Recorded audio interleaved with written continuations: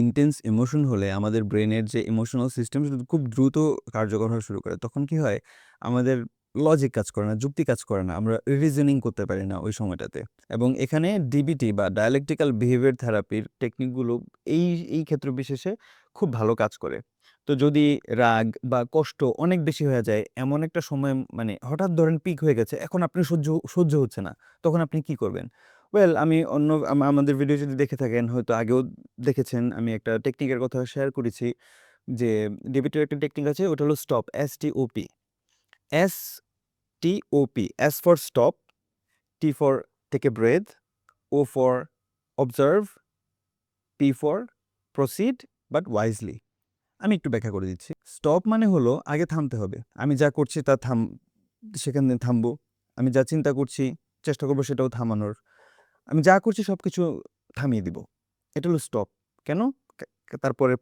আরো 3টে স্টেপ আছে ওই কাজগুলো যেন আমি করতে পারি এজন্য আগে থামতে হবে আমার পক্ষে যতটুকু সম্ভব সুইচ চাপ দিয়ে যেমন সব বন্ধ করে দিয়ে আমি নিজেকে সুইচ চাপ দেওয়ার মতো করে যত কিছু বন্ধ করতে পারি আগে বন্ধ করব গেল এক তারপর টেক এ ব্রেথ আপনি literally you take a breath or মোর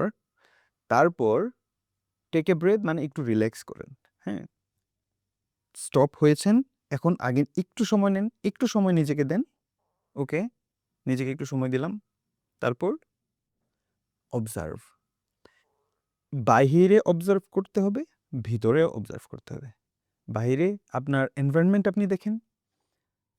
হয়তো কারোর সাথে আপনার প্রবলেম হচ্ছে সে কি আচরণ করছে কেন করছে সেটাও দেখেন পুরো পরিবেশটা দেখেন পাশাপাশি ইনওয়ার্ডস একটু তাকাতে হবে যে আমার ভিতরে কি হচ্ছে আমি কি ফ্রাস্ট্রেশনে আছি নাকি অ্যাঙ্গারে আছি নাকি আমার ইমোশনটা কি বুঝলাম আমি এই ইমোশনে আছি XYZ ইমোশনের লেভেলটা এবার একটু চেক করেন কতটুকু ইমোশনে আছি দেখেন প্রথম মনে হবে যে এত কিছু আমি কিভাবে করব কিন্তু আপনি যখন একবার দুইবার তিনবার চারবার প্র্যাকটিস করবেন তখন অটোমেটিক্যালি আপনার এই জিনিসগুলো প্র্যাকটিস হয়ে যাবে হ্যাঁ তো এই যে আউটওয়ার্ডস দেখলেন এবং ইনওয়ার্ডস দেখলেন এটা হলো অবজার্ভ করা যখন অবজার্ভ করা হয়ে যাবে তারপরে এই অবজারভেশনের বেসিসে লাস্টের শব্দটা প্রসিড ওয়াইজলি আপনি আপনার ওয়াইজ মাইন্ড ব্যবহার করবেন এখানে কিরকম যে ওয়েল আমি প্রচণ্ড রাগ করছি এই রাগের ভিত্তিতে আমার কি করার কথা হয়তো একটা এমন কিছু করার কথা যেটা আপনি আপনার ওয়াইজ মাইন্ড আপনাকে বলবে যে না এটা করা ওয়াইজ ডিসিশন হবে না এটা করা হবে ইমোশনাল ডিসিশন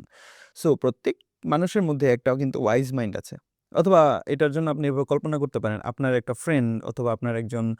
পরিচিত মানুষ যাকে আপনি খুব ওয়াইজ মনে করেন আপনি কল্পনা করেন যে আচ্ছা আমি যদি ওনাকে এখন জিজ্ঞাসা করতাম তাহলে উনি আমাকে এই সিচুয়েশনে কি করতে বলতো তখন দেখবেন যে এমন চমৎকার একটা আনসার বের হয়ে আসবে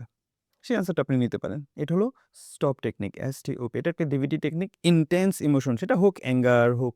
আম, কষ্ট অন্য যে কোনো ইমোশন যখন খুব ইন্টেন্স হয়ে যায় আমরা সহ্য করতে পারছি না ওই সময় এই ডিভিডি টেকনিকগুলো কাজে লাগে